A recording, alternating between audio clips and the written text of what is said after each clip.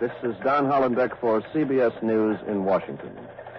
It will soon be dawn this morning of March 9th, 1862, off the Atlantic coast at Hampton Roads, Virginia, 150 miles southeast of the capital. The next few moments will see the return of daylight to that pivotal point in the North's naval blockade of the South, and according to all experienced federal observers here in Washington, the coming moments may also see the return to Hampton Roads of the Confederate ironclad Merrimac. If the Merrimac can break out into the open sea round Old Point at the southernmost tip of Maryland, proceed northward to attack the northern ports on the Atlantic seaboard, the most March 9, have been struck. 1862, Washington, D.C. You are there. Washington, on the dawn of the day that will see the decisive naval battle between the North and the South, between the Federals and the Confederates. CBS takes you back 86 years to the surprise engagement that ushered in a new era of sea warfare. All things are as they were then, except for one thing. When CBS is there, You are there. You Are There, produced and directed by Robert Louis Cheon, is based on authentic historical fact and quotation. And now, CBS News in Washington and Don Hollenbeck. So heavy with foreboding and impending calamity. Here in Washington, there are grim faces at the White House, tight-lipped comment from officers at the Northern Department of the Navy. When reports first reached the Navy Department stating that the Merrimac was venturing forth out of Norfolk to challenge the Federal fleet, there were expressions of amusement and cynicism. Northern Navy officers laughingly imagined the ironclad as a humpbacked turtle grotesquely waddling her ineffective way through the rough waters. But then the Merrimac struck. Within a matter of hours, the northern sloop Cumberland was rammed and sunk.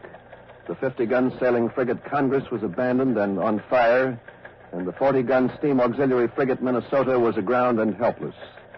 At twilight, the Confederate ironclad retired toward Norfolk, leaving behind the question, what can be done to prevent the Merrimac from returning and destroying the entire northern fleet?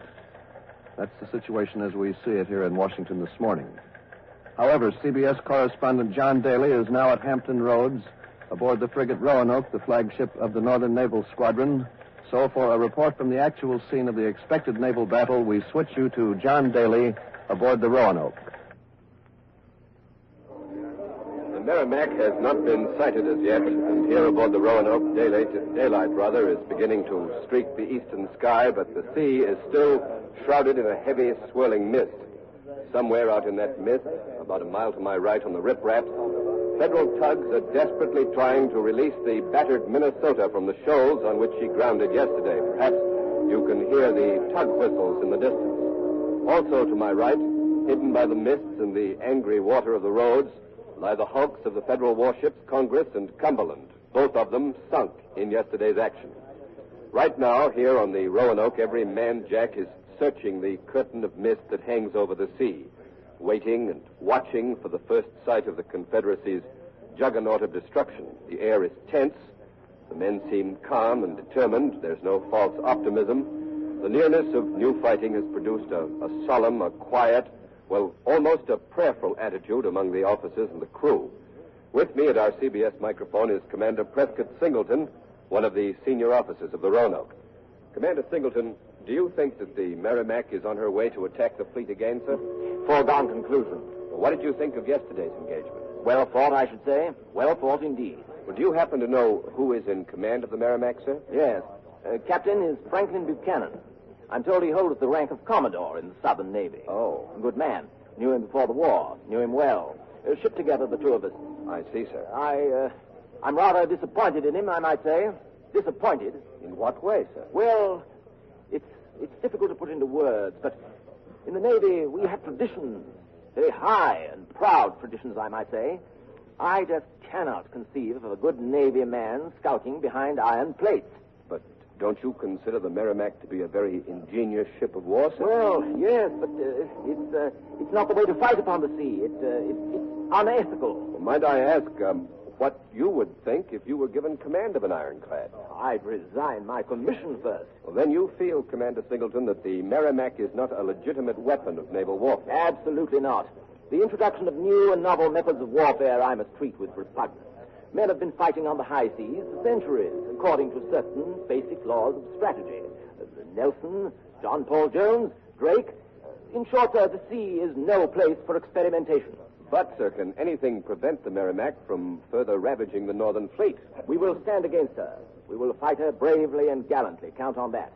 Our hopes, sir, shall rest upon the good Lord, good marksmanship, and good, solid New England oak. Thank you, Commander Singleton. The mist is still very heavy hanging over the water here, and there's still no sign of the Merrimac. So this is John Daly aboard the Roanoke. Now back to CBS Washington.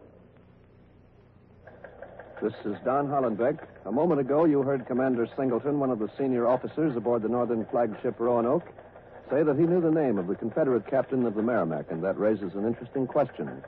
How much advance information did the Northern Department of the Navy have on the Merrimac? Quincy Howe has just come from the Department of the Navy, where he talked with Northern officers. Quincy, was the North aware of the fact that the South was building an ironclad?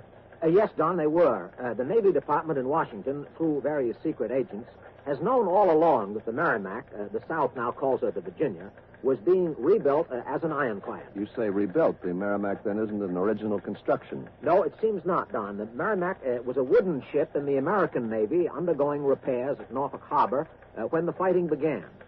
Because the Federal forces couldn't tow her off anywhere to safety, they scuttled her before they evacuated the city of Roanoke.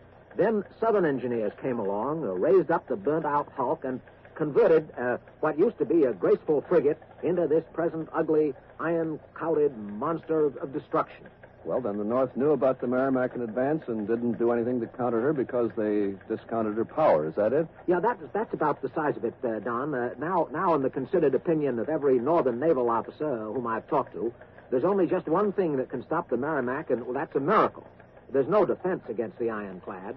The way she could withstand the concentrated fire of even the most powerful batteries that the North has to offer on land or sea, well, that's shown that she can defy every weapon that the Federal forces now have at their command.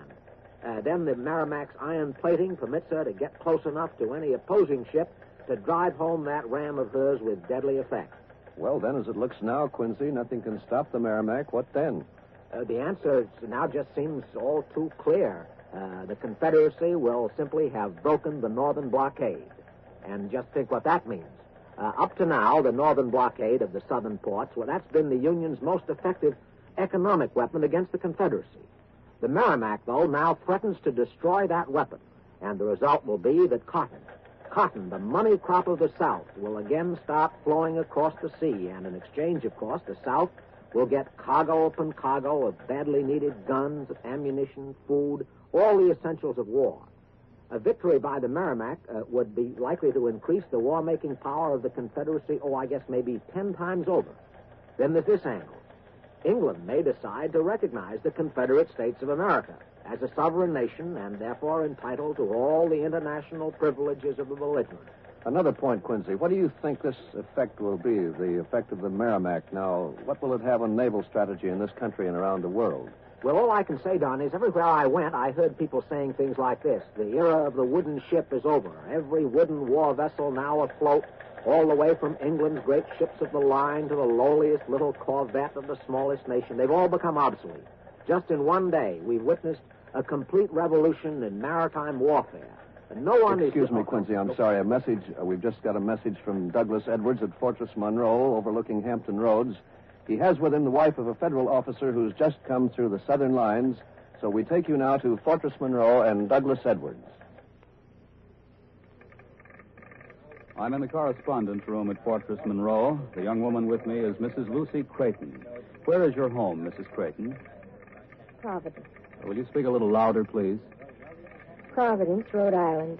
Mrs. Creighton, I know you must be very tired. You've had a long and hard journey, haven't you? Yes, I have. I've just come through the lines on a safe conduct pass.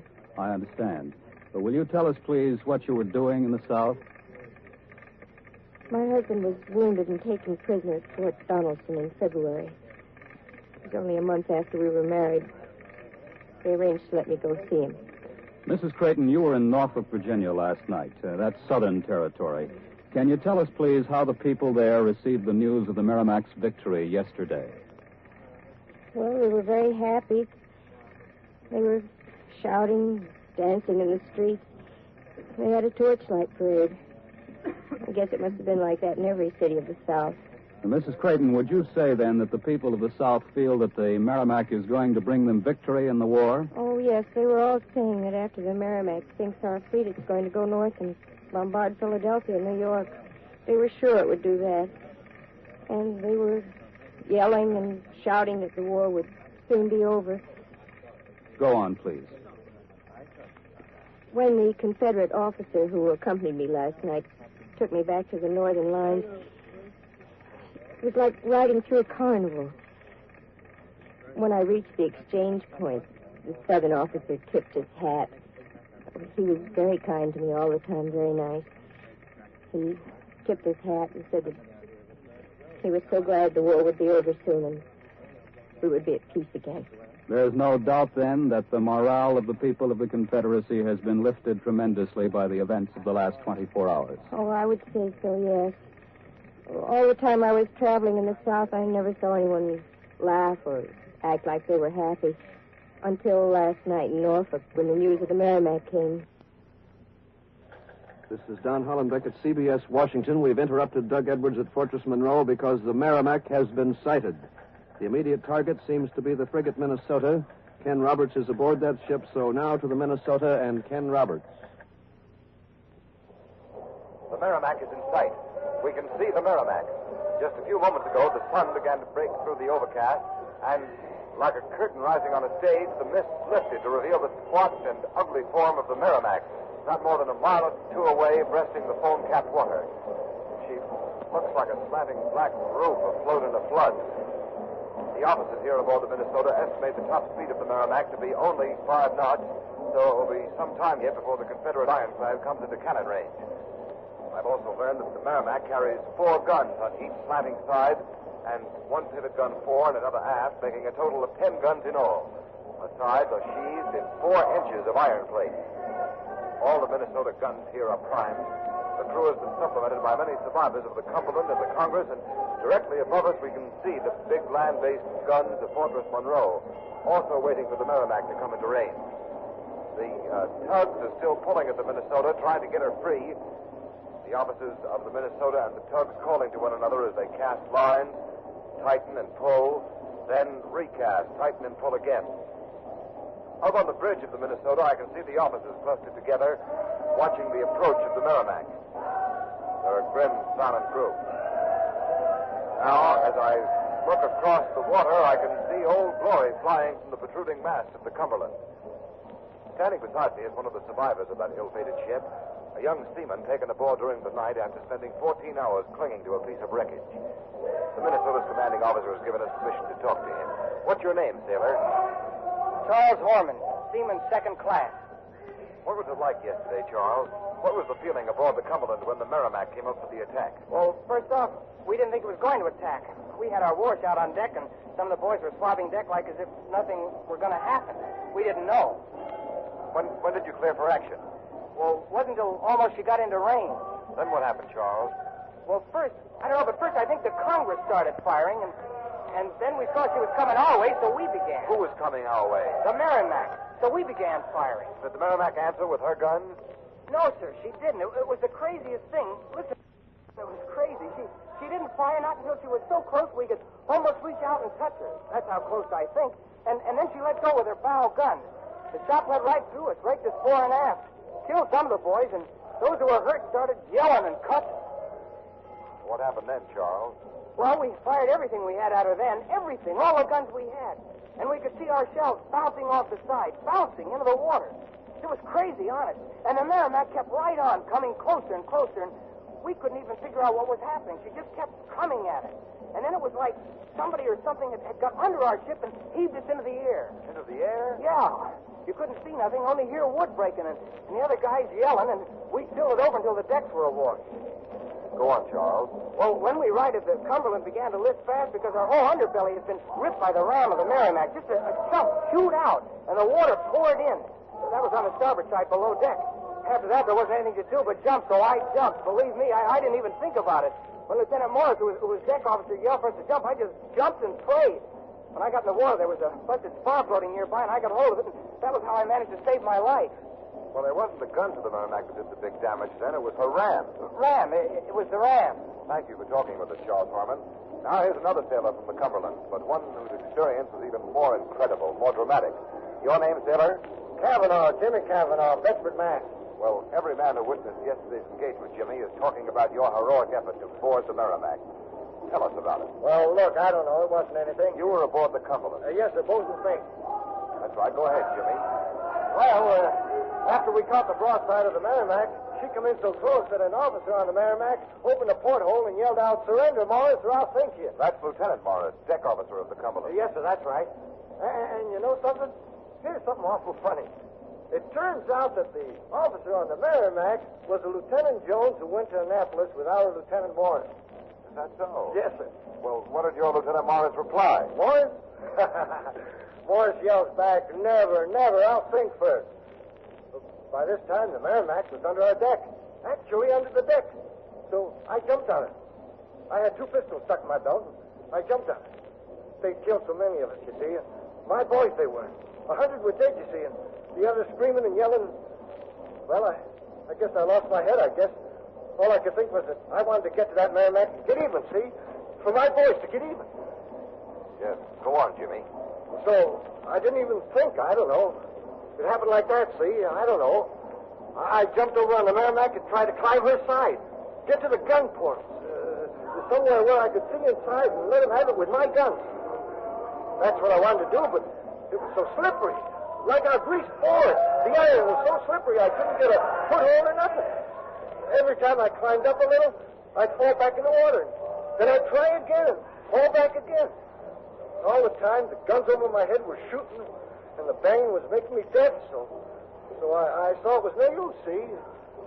And then, well, by then the Cumberland was rammed and sinking, so I dived back in the water and held on to some wreckage, and later they picked me up.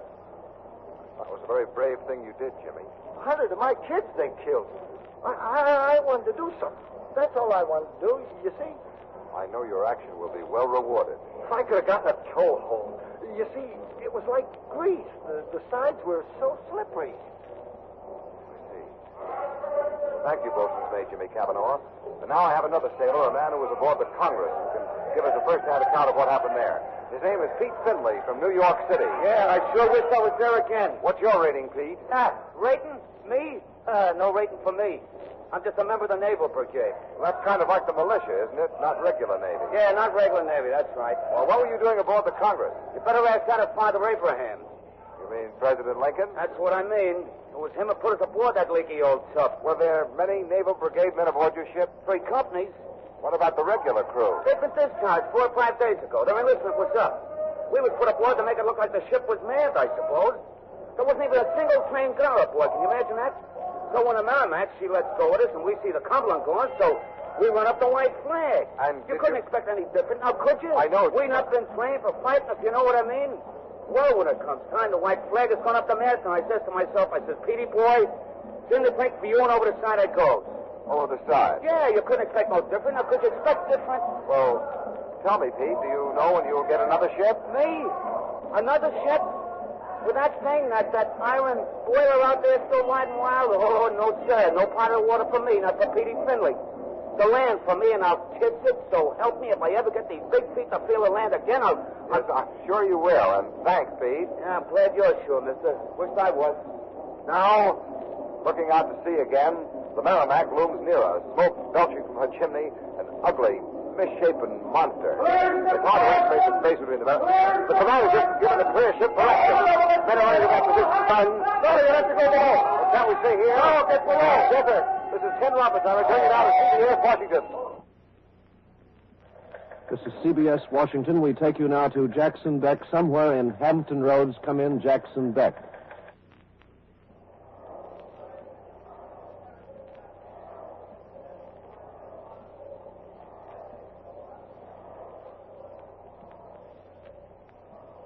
Idea of where I was going, what I was to report.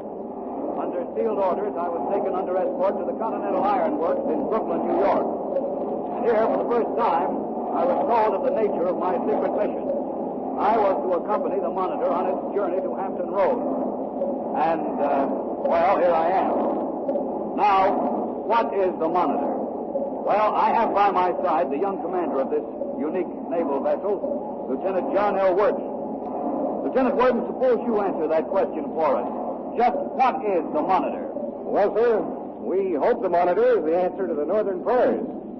The craft of unique design, the idea of John Ericsson, the famous Swedish-American inventor. It's iron-hulled, surmounted by an armored circular turret 9 feet high, 20 feet diameter, covered with 8 folded layers of 1-inch iron. The turret and the little pilot house that lays forward are the only deck structures, except for smokestacks and exhaust grates, which we remove before going into action. I see. What about your armament, Lieutenant Worden, or is that restricted information? No, sir, it's no secret. We carry 2 11-inch carbines. Well, the reports we have of the Merrimac say she carries 10 guns. Ah, that's true, but her guns are smaller and stationary. I see. Ours are fitted into a revolving turret. We can shoot in any direction without having to maneuver into a firing position. Well, then you think the Monitor is an even match for the Merrimac, Lieutenant Worden? I think we're more than an even match, and we stand ready to prove it. Can you tell us just how the Monitor came to be here in Hampton Roads right at this crucial moment? I guess a good part of that is luck. Oh? We set out from Brooklyn 3 days ago. Our orders were for us to head for Hampton Roads at full steam.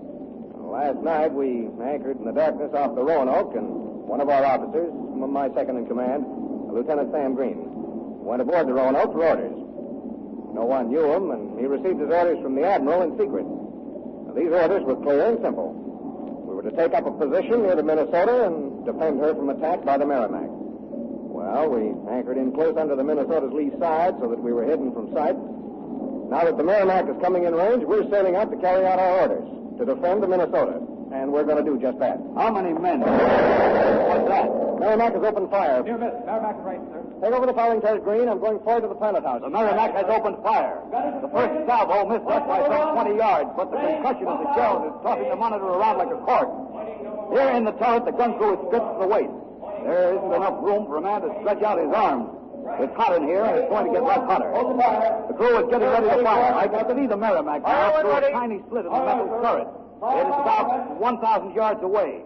The snouts of her cannon are smoking from that first broadside, and the second one should be coming any minute. The Monitor has opened fire. We have opened fire. The blast is deafening. The heat. I can't think of it. We are being hit. No doubt you can hear that. But the shells of the Merrimac are bouncing hundreds of miles an hour. The Monitor's 8-inch armor is holding. The Monitor is getting set for another shot. I can't hear myself talking.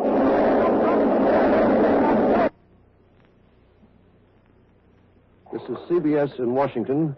The noise of the firing aboard the Monitor makes it impossible to hear Jackson Beck, but John Daly aboard the northern flagship Roanoke has an excellent view of the action in Hampton Roads, so we switch now to him. Come in, John Daly, aboard the flagship Roanoke. The battle between the Monitor and the Merrimac has begun. The Merrimac towering high above the water, and the tiny Monitor, David and Goliath, the two ironclads, are not more than a few hundred yards apart now, flinging tons of iron at each other's sides. It's a fantastic sight to those of us who covered other naval engagements. No splintered spars, no ripped wooden hulls. The Merrimac's guns are firing at will, and they keep up a steady hammering barrage. The Monitor fires one gun at a time at intervals. The very first blow that the Federal Monitor struck sent the Merrimac reeling backwards, but just for a moment. She came right back in again, and now she's letting go with every piece that she has, and incredibly, that shot is just glancing off the rounded turret of the Monitor without doing any perceptible damage, not a bit of it as far as we can see from here. The gallant little ship takes the full force of the shot without a tremor, without a sign of distress, and then she returns every salvo with a blast of her own. Her turret spins around as soon as one of her cannon is fired, and the second cannon is all loaded and ready to go. Right now, this fight has gotten so hot, the smoke is so thick, it's kind of hard to make out exactly what is going on, except that the two of them, the Monitor and the Merrimac, are actually standing toe-to-toe and slugging it out just like two bare-handed prisoners in the middle of a ring. Big blast of sound, They're just firing their guns as fast as they can load them. The Merrimac has just pulled out from the cloud of smoke, and she's leaving the Monitor. The Confederate ironclad is evidently going to try something. Then she's going to try to attack the Minnesota, one of the Federal ships. And here comes the Monitor. The Federal ironclad is sweeping in between the two of them, intercepting. She's forcing her iron side in between the Confederate Merrimac and that wooden Minnesota. She's challenging the Merrimac. She's challenging her to come back and give combat once again. The Merrimac is forced to turn. She's forced to turn and is turning on the Monitor, making full steam. The Confederate Merrimac looks like she's going to try to ram the Northern champion if she can. The two of them are almost deck to deck. But the Monitor's sweeping aside. She's turning out of the path of the Merrimac. She's avoiding that ram, and as she turns, she keeps blasting away at the Southern ironclad. That Monitor's still in that fight. She's still in between the Merrimac and that Federal wooden ship, the Minnesota. Once more, though, that Confederate ironclad has been turned away from her objective. She's been turned away from the wooden sides of the Minnesota. This time, the little old Monitor seems determined to fight it out to the very finish. It's a terrific struggle, a battle of iron and steel. They're just blazing away. And the Merrimac is swinging around. Oh, she's slow and she's clumsy, but there's no question about it. She's turning. She seems to be heading back towards Norfolk. And there goes the Monitor after her, just like a puppy chasing after a beer lorry, barking frantically. Yes, the engagement is all but over. The battle is over, and the Northern fleet here in Hampton Roads is saved. The blockade of the South remains intact. There goes the Roanoke band, and just listen to that band. It's playing the brand new Battle Hymn of the Republic, written only a month ago. And to be fair, neither the Merrimac nor the Federal Monitor was defeated, and neither one of them can really claim a clear victory. This great naval battle, which has just been fought so gallantly by the North and the South, is a draw. However, it's an unhappy day for the South, for as long as the Monitor stands here in Hampton Roads, Southern hopes of breaking the Federal blockade with the Merrimac are doomed, and the Monitor is going to stay here. This day, the March 9, 1862, the Monitor stops the Merrimac, and the Union fleet is saved. You have been listening to The Monitor and the Merrimac, another broadcast in the series You Are There, produced and directed by Robert Louis Cheon. The Monitor and the Merrimac was written by Irv Tunick and Mr. Cheon. The cast included Anthony Kemble Cooper, Cliff Carpenter, Joseph Boland, Bill Quinn, Patsy Campbell, Court Benson, Jim Davidson, Bert Cowlin, and others. Next week. July 21st, 1881, the surrender of Sitting Bull. You are there. CBS Christmas weekend draws to its end tonight with two fine comedy shows. One of them drawing laughs from a schoolroom and the other from a general store. At 9:30 Eastern Standard Time, Our Miss Brooks finds Eve Arden starring as America's most unusual, at least unusually madcap schoolmistress. And at 10, it's no secret, Lum and Abner, those famous storekeepers, relax with you in the laughter that comes from their famous store, the Jot 'em Down store, located out in Pine Ridge, Arkansas. Climax your Christmas holiday with comedy in Our Miss Brooks and Lum and Abner tonight over most of these same CBS network stations. This is CBS, where 99 million people gather every week, the Columbia Broadcasting System.